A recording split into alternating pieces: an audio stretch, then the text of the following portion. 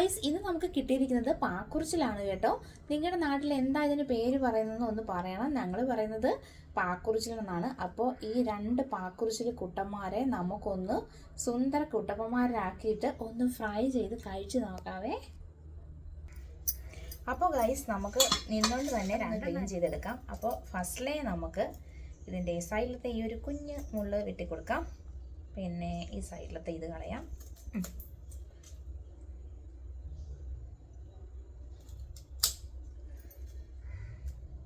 നല്ല ടേസ്റ്റുള്ള മീനല്ലേ പാക്കുറിച്ചിലെന്ന് പറയുന്നത്. എനിക്കിത് ഫ്രൈ ചെയ്ത് കഴിക്കുന്നത് ഭയങ്കര ഇഷ്ടം. നല്ല പരന്നിരിക്കുന്നു. അതിതിൻ്റെ ഇതൊന്നുണ്ട്. ഞാനെപ്പം എടുക്കുന്ന കത്രികയ്ക്ക് മൂർച്ചയില്ലായിരിക്കും. ഇനിയിപ്പം കുറേ നാളായൊരു ഷോപ്പിങ്ങിനൊക്കെ പോയിട്ട് ഇനി പോകുമ്പോൾ നല്ലൊരു കത്രികയൊക്കെ മേടിക്കണം. ചെകിളകൾ, ശകുലങ്ങൾ അത് നമ്മൾ മാറ്റിയിരിക്കുകയാണ് കേട്ടോ. ഇനിയിപ്പം നമുക്ക് ഇതിൻ്റെ പുറത്ത് ഈ വാലും കൂടെ കളഞ്ഞിട്ട് ഇതിൻ്റെ പുറത്ത് പിന്നെ നമുക്ക് കല്ലിലൊന്നും തേക്കേണ്ട ആവശ്യമില്ല. നമ്മുടെ സ്ക്രബ്ബർ ഉപയോഗിച്ച് നമുക്ക് ക്ലീൻ ചെയ്യാവുന്നേ ഉള്ളൂ. അതുകൊണ്ട് തന്നെ എനിക്ക് ഇഷ്ടമല്ല അകത്ത് വെച്ച് ക്ലീൻ ചെയ്യാൻ നല്ല എളുപ്പം. എൻ്റെ സ്റ്റാൻഡ് ഇങ്ങനെ മേളിലായതുകൊണ്ട് കേട്ടോ ഞാൻ ഇങ്ങനെ വെച്ച് കാണിക്കുന്നത്. ഇത് കണ്ടത് നല്ല അടിപൊളിയായിട്ട് പോകുന്നുണ്ട്.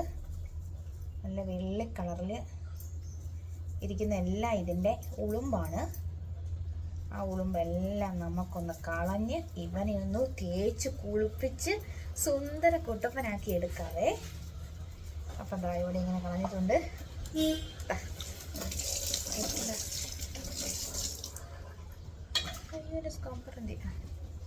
അതുപോലെ തന്നെ ഇതിൻ്റെ ബാക്കി വശം കൂടെ നമുക്ക് ക്ലീനാക്കി എടുക്കാം. അപ്പോൾ വീഡിയോയ്ക്ക് ലൈക്കും കമൻറ്റും ചെയ്യാൻ മറക്കല്ലേ. നമ്മൾ പുട്ടിയിട്ടിട്ട് കഴുകി കളയുന്ന പോലെ ഇതാ നല്ല വെള്ളി കളറിൽ സുന്ദര കുട്ടപ്പന്മാരായിട്ടുള്ള ഇതിൻ്റെ ഉളുമ്പ് കളയുമ്പോൾ എന്തേ ഇളകി അങ്ങ് പോവുകയാണ് ഇതിൻ്റെ ഉളുമ്പല്ലാവേ. ഈ മീനിൻ്റെ ഉളുമ്പ് ഇങ്ങനെ പാല് പോലെ പോകുന്നതുകൊണ്ടായിരിക്കും പാക്കുറിച്ചിൽ എന്ന് പേര് വന്നത് അല്ലേ. എന്താണ് നിങ്ങളുടെ അഭിപ്രായം? നിങ്ങൾക്കറിയാമെങ്കിൽ ഒന്ന് കമൻറ്റ് ചെയ്യണേ. ഈ മീനിൻ്റെ മറ്റൊരു പ്രത്യേകതയായിട്ട് എനിക്ക് തോന്നിയത് ചെതുമ്പലില്ലാത്ത മീനല്ലേ. അതുകൊണ്ട് നമുക്ക് അകത്ത് വെച്ച് ക്ലീൻ ചെയ്യാൻ വളരെ എളുപ്പമല്ലേ.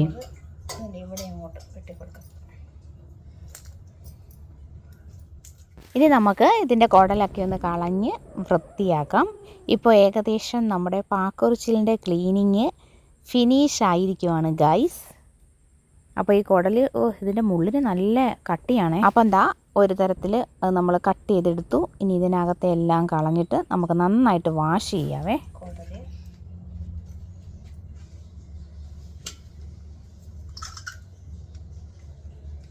ഇതുപോലെ മറ്റൊന്നും കൂടെ ഒന്ന് ഞാൻ ക്ലീൻ ചെയ്തെടുക്കട്ടെ.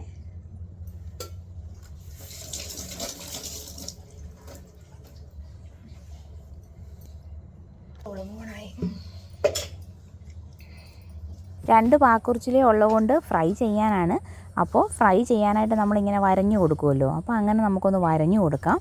അതിൻ്റെ ഉപ്പും മുളകും എല്ലാം കൂടിയുള്ള ആ ഒരു മിക്സ് ഉണ്ടല്ലോ, അതൊക്കെ നന്നായിട്ട് മീനിലേക്ക് പിടിക്കാനാണല്ലോ നമ്മളിങ്ങനെ വരഞ്ഞു കൊടുക്കുന്നത്. അപ്പോൾ അതിൻ്റെ രണ്ട് സൈഡ് നന്നായിട്ട് വരഞ്ഞ് നമുക്ക് ഇനി അതിനുള്ള കൂട്ട് തയ്യാറാക്കാം.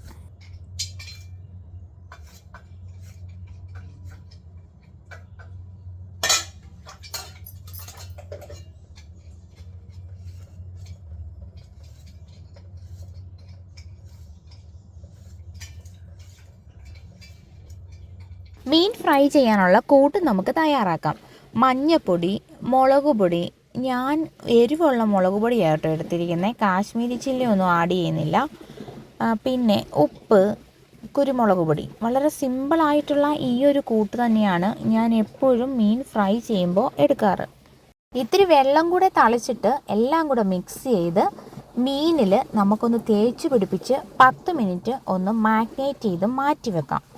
പാക്കുറിച്ചിലേക്ക് നമ്മൾ മേക്കപ്പ് ഇടുന്ന പോലെ തന്നെ നല്ല അടിപൊളി കൂട്ട്, നല്ല ഫേസ് പാക്കൊക്കെ ചെയ്യുന്ന പോലെ തന്നെ നന്നായിട്ട് നമ്മുടെ കൂട്ട് ഞാനങ്ങ് തേച്ച് പിടിപ്പിക്കും കേട്ടോ. തേച്ച് പിടിപ്പിക്കുമ്പോൾ തന്നെ എന്ത് രസമല്ലേ കാണാനായിട്ട്. അപ്പോൾ ഇങ്ങനെ തേച്ച് പിടിപ്പിച്ച് ഒരു 10 മിനിറ്റോളം ഞാൻ മാറ്റി വെക്കുന്നുണ്ട്. അതിന് ശേഷമാണ് ഫ്രൈ ചെയ്യാൻ ഉദ്ദേശിക്കുന്നത്. അപ്പോൾ ഇന്ന് ഉച്ചയ്ക്കത്തെ സ്പെഷ്യലായിട്ടുള്ള മറ്റുള്ള കറികൾ എന്തൊക്കെയാണെന്ന് നിങ്ങളെ ഈ ടൈമിലൊന്ന് കാണിക്കാം കേട്ടോ. ഇഞ്ചി വെളുത്തുള്ളി പേസ്റ്റും കൂടെ ഈ മിക്സിലേക്ക് ആഡ് ചെയ്യുമായിരുന്നെങ്കിൽ വളരെ ടേസ്റ്റി ആയിരുന്നേനെ. പക്ഷേ നമുക്ക് ഇഞ്ചി വെളുത്തുള്ളി പേസ്റ്റൊന്നും ഇരിപ്പില്ലായിരുന്നു. പിന്നെ പാക്കുറിച്ചിൽ പൊള്ളിച്ചത് നല്ല ടേസ്റ്റാണ് കേട്ടോ. ഞാൻ 2 തവണ ഉണ്ടാക്കിയിട്ടുണ്ടായിരുന്നു. വീഡിയോ ഒന്നും എടുത്തൊന്നുമില്ല, പെട്ടെന്ന് അങ്ങ് ഉണ്ടാക്കുമായിരുന്നു. ഇനി അപ്പോൾ പാക്കുറിച്ചി പൊള്ളിക്കുന്നതിൻ്റെ ഒരു റെസിപ്പി ഞാൻ ഇനി വീഡിയോയിൽ ഇടുന്നുണ്ട്. അപ്പോൾ ദേ ഈ സമയം നമുക്ക് കുറച്ച് പപ്പടം കൂടെ വറുത്തെടുക്കാം കേട്ടോ. അപ്പോൾ എണ്ണയൊഴിച്ച് ചൂടായി ഇതേ പപ്പടം നല്ല അടിപൊളിയായിട്ട് പൊങ്ങി വരുന്ന നല്ലൊരു പപ്പടം. അപ്പോൾ പപ്പടം കാച്ചുന്ന മണം വരുമ്പോൾ തന്നെ എനിക്ക് പെട്ടെന്ന് തന്നെ ചോറ് കഴിക്കാനൊക്കെ തോന്നും. അപ്പോൾ ഞാൻ ഇന്ന് ഈ വീഡിയോയിൽ കാണിക്കുന്ന ഏത് കറിയാണ് നിങ്ങൾക്ക് ഏറ്റവും ഇഷ്ടപ്പെട്ടതെന്ന് കമൻറ്റ് ചെയ്യാൻ മറക്കണ്ട. എപ്പോഴും പറയുന്ന പോലെ വീഡിയോയ്ക്ക് ലൈക്കും കമൻറ്റും ഒക്കെ വാരിക്കോരി അങ്ങ് തരാൻ മറക്കല്ലേ.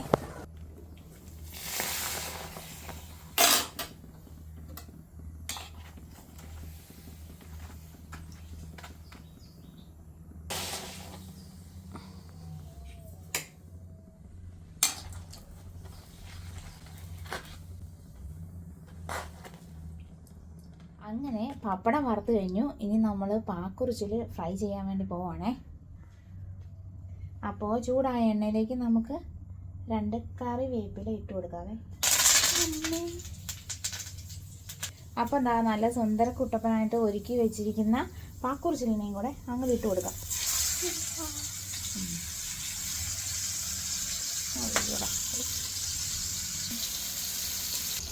നമ്മൾ ചാറുകറി വെച്ചിരിക്കുന്നത് വെള്ളരിക്കായും മാങ്ങായും കൂടിയാണ് കേട്ടോ.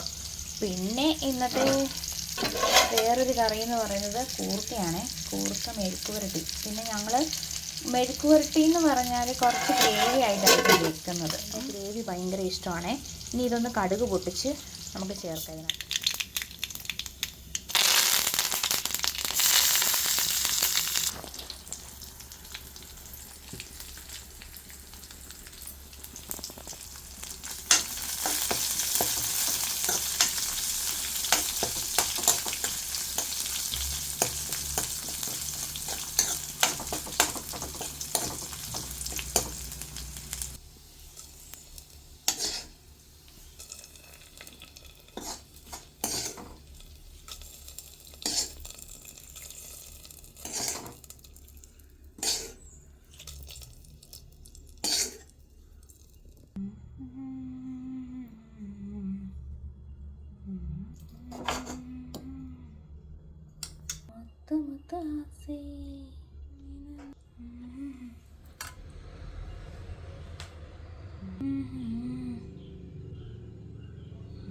അപ്പം ദാ നമ്മുടെ ഉച്ചയ്ക്കത്തെ സ്പെഷ്യൽ കറികളെല്ലാം ചോറിനോടൊപ്പം ഞാൻ പ്ലേറ്റിൽ വിളമ്പിയിട്ടുണ്ട്.